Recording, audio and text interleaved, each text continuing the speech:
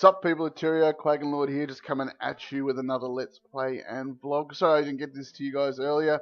I've been playing GuildWars 1 and I've been trapped in that world for the last couple of days, but I'm jumping back into GuildWars 2 because I wanted to finish off that legendary to give away next week and to get this series up and running. But today was an amazing day to come back and start playing GuildWars 2.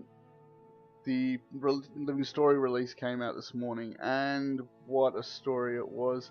If you guys haven't had a chance to play it yet, play through it. It is just amazing, and I won't give you away any part of the story, but it looks like there's going to be an expansion to Guild Wars 2, and it's got me really excited. So I'm going to push through this Let's Play and get it ready for when that I suppose the expansion is going to come, or hopefully it comes soon. So, back to the actual Let's Play. I'll just pick up from where I was at before.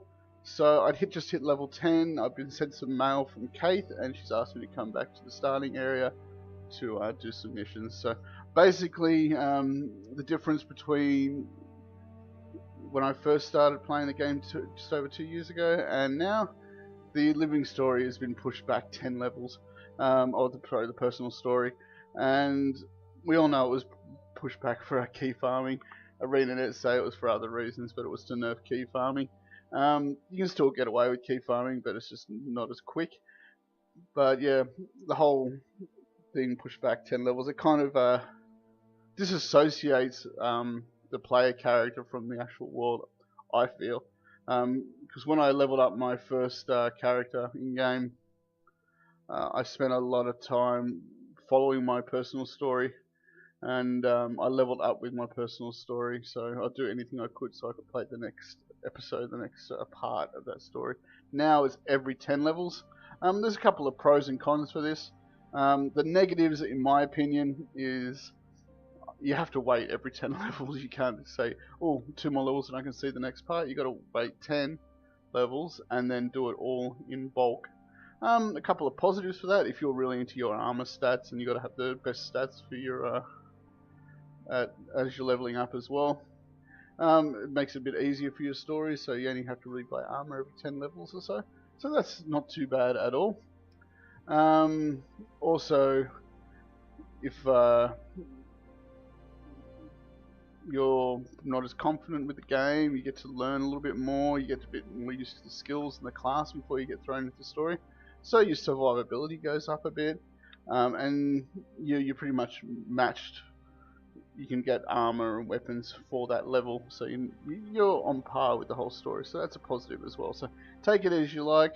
I said I've only played the first part of the story through, and I'll give you an update after I played the rest of it for the level 10 stuff. But at the moment, it's not too bad. I said I felt a little bit disassociated with Kate and the Sylvari core group, because I've just been sent out into the world, and then after 10 levels, for me that was 90 minutes of gameplay, but for other people that could be a day or two. Maybe if you only got half an hour, 40 minutes a day to play, it could be 2-3 days later that you've come back and you've forgotten about Kate and what happened in the dream, and think, why is this woman sending me mail and all those things.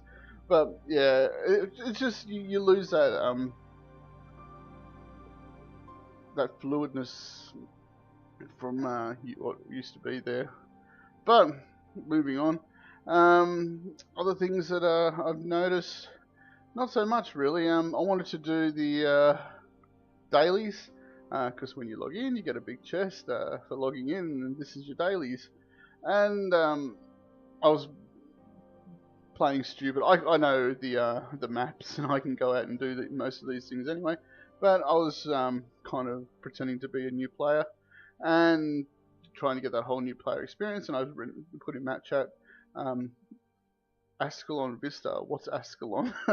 And after I got a few funny comments back, and I said, oh, how do I do that? And people sent me links and waypoints and that.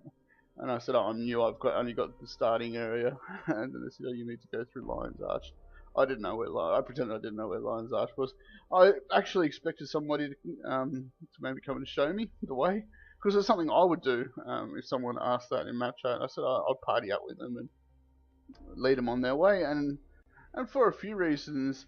The first one being that social interaction can be kind of hard for a new player, and they're putting themselves out there asking match chat for help, and when people don't really come back and help, it can be kind of disheartening. So I try to help out anyone in match chat, especially in those starting zones, because it can really make or break the game for them, especially if it's the first 20-30 minutes into the game and they're getting spammed with some weird replies and things like that. Just partying up with somebody and giving them a little bit of help in the way. You never know, there might be a future guildmate or friend that you might make there, so it's you never know. I happened to me and somebody that I met about a year and a half ago, nearly 2 years ago.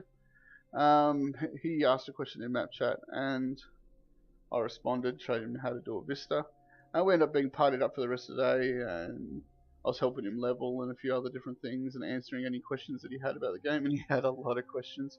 Unfortunately, he no longer plays the game, but we were guildmates for a good 6-7 months, but now we're friends in real life, and we speak to each other quite frequently. And yeah, he lives in LA, I live in Sydney, but distance isn't a barrier.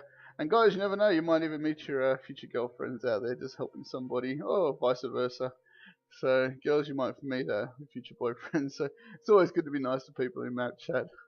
You never know if love is in the air. If that's what they say. But getting back to doing the dailies, and enough me Quaggan Lord's love life. Bloody sorry guys. Getting back to the dailies. I don't think they're within reach for new players.